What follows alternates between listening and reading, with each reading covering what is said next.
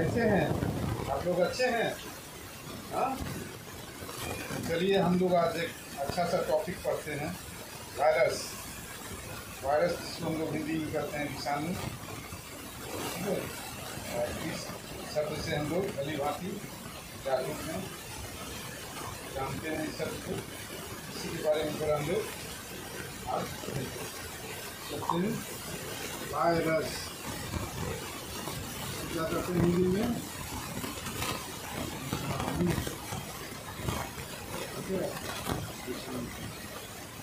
इसी के बारे में हम लोग आज सबसे पहला तो बात ये याद करना है प्रतियोगिता परीक्षा के दृष्टिकोण से, virus appreciation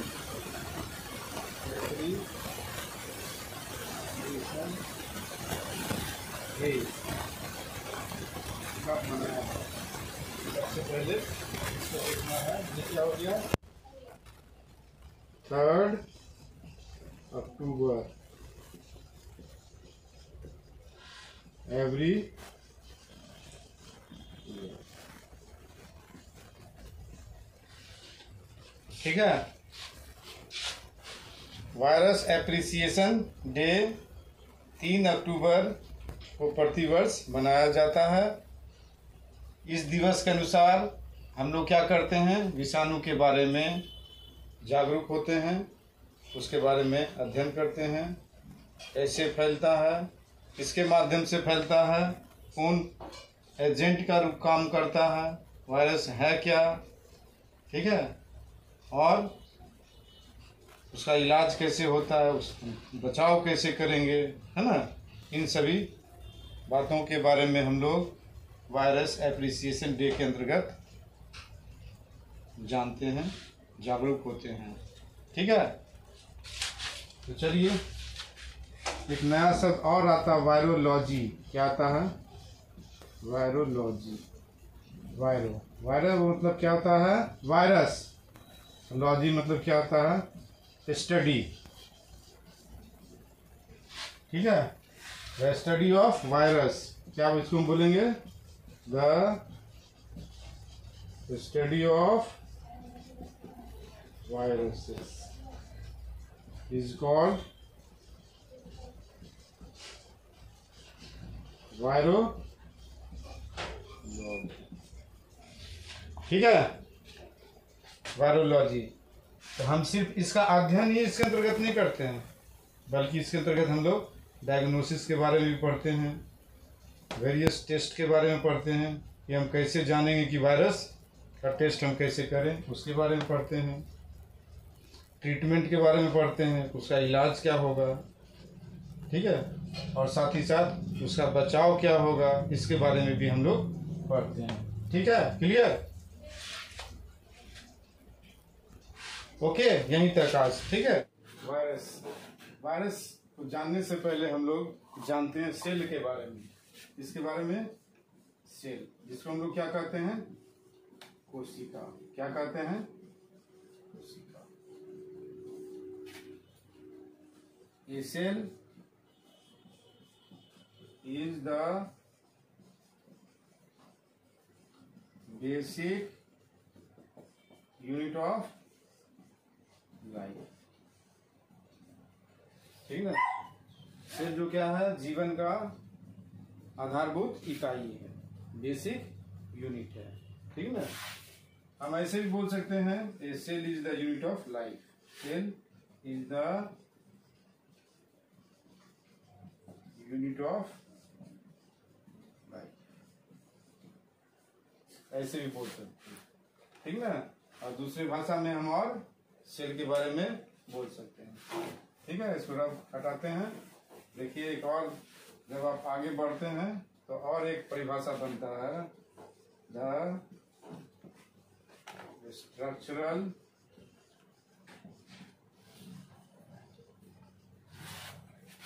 and functional unit of living organism, is called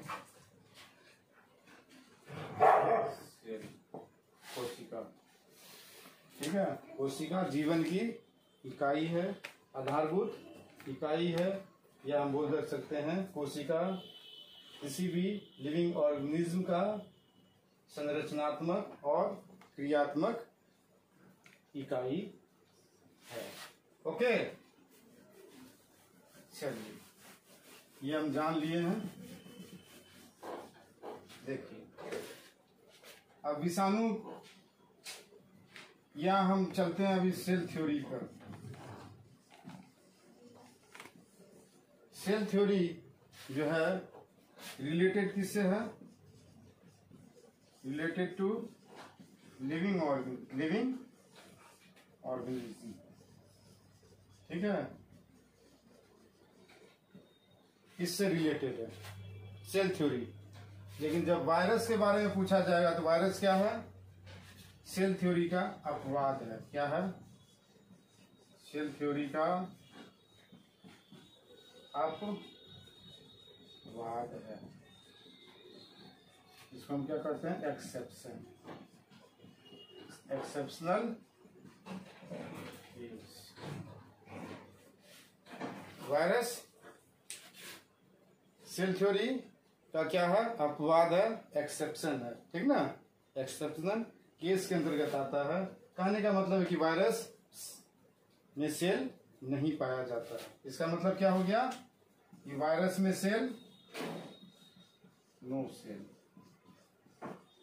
outside cell. ठीक है, कहने का मतलब अगर टेबल पर रखा हुआ वायरस पड़ा हुआ है, तकिया पे पड़ा हुआ है, बेड पर पड़ा है, या किसी निर्जीव कुर्सी पर कहीं भी पड़ा है, तो वो क्या होगा? Non living things. क्या होगा? नॉन लिविंग होगा। ठीक है, इसलिए उस समय अगर होस्ट सेल से बाहर होगा, ठीक ना, होस्ट सेल से बाहर होगा, तो उसमें हम लोग क्या बोलेंगे? उसमें सेल नहीं पाया जाता है। ठीक ना, कहने का मतलब वायरस जो है without cell, virus is without cell, outside the host cell. ठीक है, ये क्या है? अब शब्द ये आता है कि होस्ट सेल किसे कहते हैं, यही बात है। होस्ट सेल के बारे में हम लोग चलते हैं थोड़ा, तो और क्लियर होगा। ठीक है, अब देखिए होस्ट सेल, इसके अंतर्गत देखिए जितने भी लिविंग ऑर्गेनिज्म आते हैं, ऑर्गेनिज्म जैसे एग्जाम्पल में ह्यूमंस, जैसे प्लांट्स, जैसे एनिमल्स, जैसे बैक्टीरिया, ये सब आते हैं। ठीक है, जब विषाणु का संपर्क होस्ट सेल से हो जाता है, कहने का मतलब हम लोगों से इसका संपर्क हो जाता है, कांटेक्ट हो जाता है, तब ये विषाणु का हमसे कनेक्शन हो जाता है। ठीक है, और तब ये वायरस कैसा काम करता है? हम लोगों की तरह जो है ना, ग्रोथ करने का, रिप्रोड्यूस होने का, बढ़ने का, रेस्पायर करने का सारा एक्टिविटी हम लोग जैसे करने लगता है। ठीक है, लेकिन अगर यही होस्ट सेल से आउटसाइड अगर होगा तो क्या होगा? ये नॉन सेलुलर होगा। क्या होगा? ये outside host, outside host cell. It is मतलब क्या? वायरस। इट इज मतलब क्या? Virus is a non cellular. Okay, क्या होगा? नॉन सेलुलर होगा। क्लियर? आप देखिए हम लोग होस्ट सेल के बारे में पढ़ लिए, अब क्लियर बात है। अब ये वायरस करता क्या है? अब देखिए यहां पर इनसाइड होस्ट सेल, इधर हम रखते हैं आउटसाइड होस्ट सेल। अब इसके बारे में थोड़ा देखते हैं।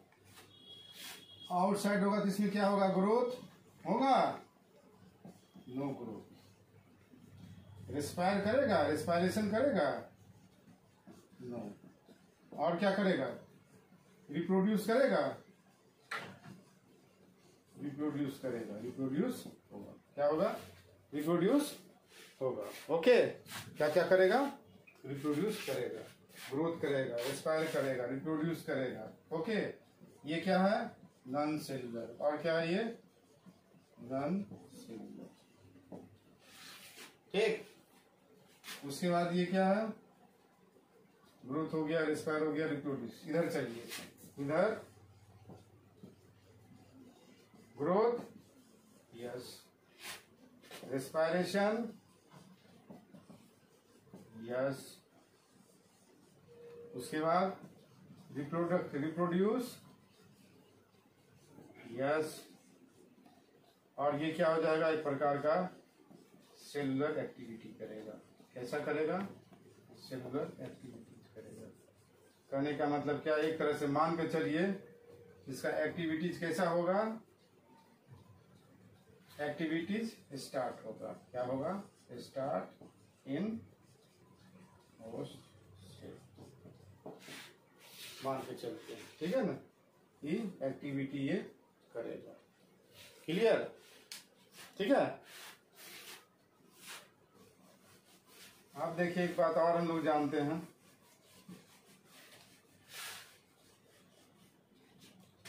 वायरस जो है रिप्लिकेट करता है। क्या करता है, रिप्लिकेट करता है,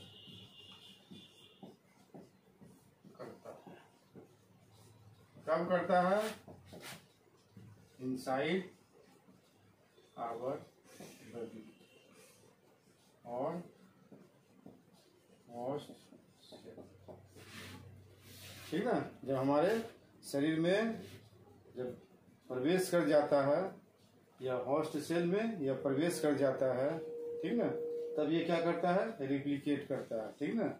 अपना कॉपी धनाधन बनाता है, फटाफट बनाता है, ढेर सारा कॉपी बना देता है, और जिसके वजह से हम क्या हो जाते हैं, बीमार हो जाते हैं। हाँ, जैसे कोरोना वायरस ले लीजिए, ठीक ना। ये क्या था, कोरोना वायरस, बहुत दिन से डॉक्टर लोग कोरोना वायरस के बारे में पढ़ रहा है, सार्स के बारे में, ठीक ना, सीवियर सार्स के बारे में पढ़ रहा है। लेकिन ये कब एक्टिव हुआ, जब हम लोग इसके संपर्क में आए, ठीक ना। इसलिए वायरस को क्या कहा जाता है, क्या कहा जाता है, वायरस को कहा जाता है योजक, योजक करी। क्या कहा जाता है, अंग्रेजी में बोलिए, इंग्लिश में connecting link of living and living और नॉन लिविंग। वायरस को हम लोग क्या कहते हैं, योजक कड़ी कहते हैं, लिविंग और नॉन लिविंग का, ठीक है। वायरस को एक बात और हम जानते हैं वायरस के लिए, ठीक है। वायरस जो होता है मेड अप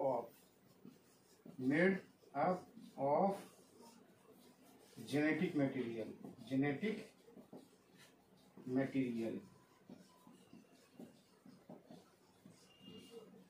अब वो जेनेटिक मटेरियल क्या होता है, चाहे तो आरएनए होगा या डीएनए। आरएनए का फुल फॉर्म क्या होता है, राइबो न्यूक्लिक एसिड। और डीएनए का क्या होता है, डीऑक्सी राइबो न्यूक्लिक एसिड, ठीक है। ये काफी बार परीक्षा में, प्रतियोगिता परीक्षा में पूछा जा चुका है कि वायरस किसका बना होता है। विकल्प में दे देता है आरएनए, कभी कभी डीएनए दे देता है, कभी कभी आरएनए और डीएनए दे देता है।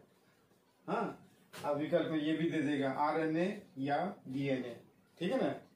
तो आपका क्या होगा आंसर, आरएनए या डीएनए होगा। अगर डीएनए नहीं होगा, सिर्फ आरएनए होगा तो आरएनए में मारना, ठीक। अगर आरएनए नहीं है, केवल डीएनए, तो डीएनए में मारना। लेकिन कभी भी आरएनए और डीएनए दोनों वायरस में नहीं होता, ठीक है। और हम आरएनए और डीएनए से संबंधित कुछ टाइप्स ऑफ वायरस है, उसके बारे में भी हम आपको बताएंगे, ठीक है। कि सिंगल स्ट्रैंडेड है, डबल स्ट्रैंडेड है, ठीक है। इसके बारे में हम आगे चर्चा करेंगे। इसके बारे में पढ़ते हैं। इसका साइज क्या है, देखिए ये टिन्नी है, क्या है, और स्मॉलर इन साइज। साइज में क्या है, टिन्नी है, ठीक है, टिन्नी है, और क्या है, स्मॉलर है। इसका रेंज क्या है, रेंज इसका है 30 to 50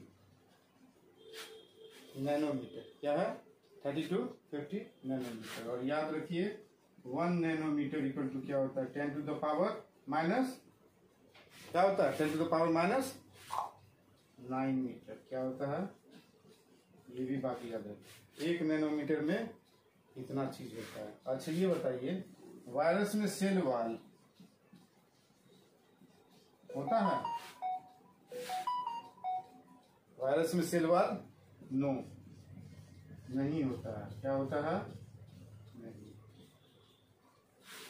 सेल वॉल नहीं होता है, ठीक है। एक और शब्द आता है, वायरस में कैप्सिड होता है। क्या होता है, कैप्सिड। कैप्सिड क्या है, एक प्रोटीन है। क्या है, प्रोटीन है। और ये क्या करता है,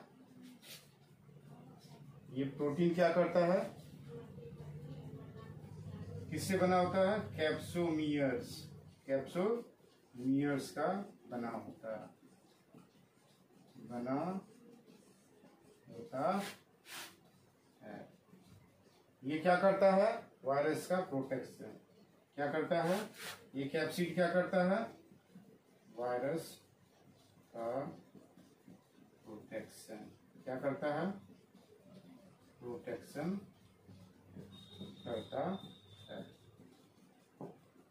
ओके।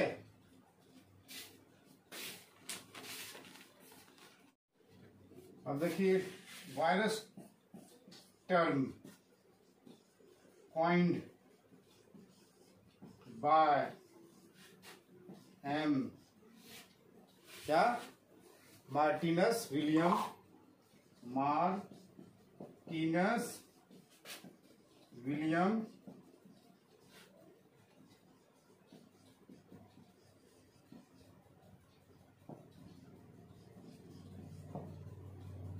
मार्टिनस विलियम वर्जीनिक है, ठीक है।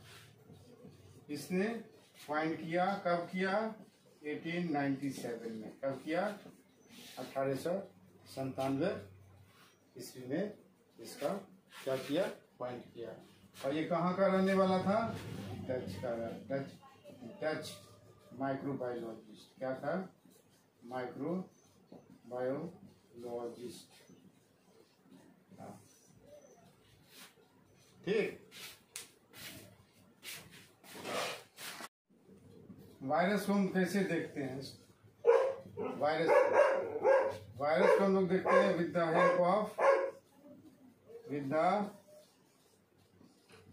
Help of electron microscope, electron micro. देखिए एक बात और याद रखिए, वायरस में स्पाइक्स भी होते हैं। क्या होते हैं, स्पाइक्स किस वायरस में होता है, तो स्फेरिकल।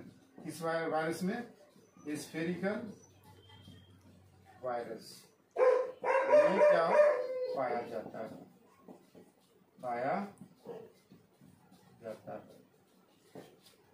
ठीक है। स्पाइक होता है इस तरह का, देखिएगा इस तरह होगा, इस तरह का होगा,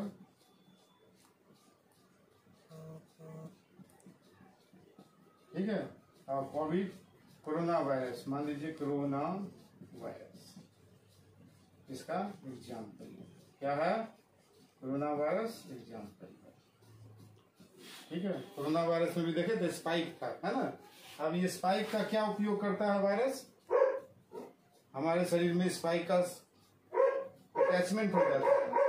अटैच होने के बाद क्या होता है, ठीक ना, वायरस जो है लिविंग नॉन लिविंग का क्या बन जाता है, कनेक्टिंग लिंक बन जाता है और हमारे बॉडी को इन्फेक्ट कर देता है। ठीक है, इन्फेक्शन में हम लोग आ जाते हैं, इन्फेक्शन का शिकार हो जाते हैं। कोरोना वायरस में वही हुआ, ठीक ना, क्या हो गया, कोरोना वायरस से हम लोग इन्फेक्टेड हो गए, ठीक ना, और हमारा फेफड़ा क्या हो गया, ज्यादा से ज्यादा खराब होना शुरू हो गया। ठीक है, इसी चैप्टर को आगे बढ़ाते हुए हम लोग पढ़ते हैं थोड़ा सा। ठीक है, national institute of virus.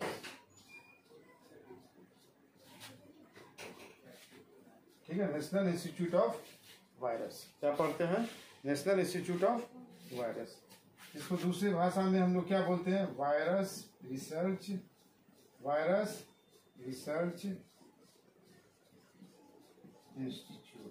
Institute. ये कहाँ है, पुणे, कहाँ है, महाराष्ट्र।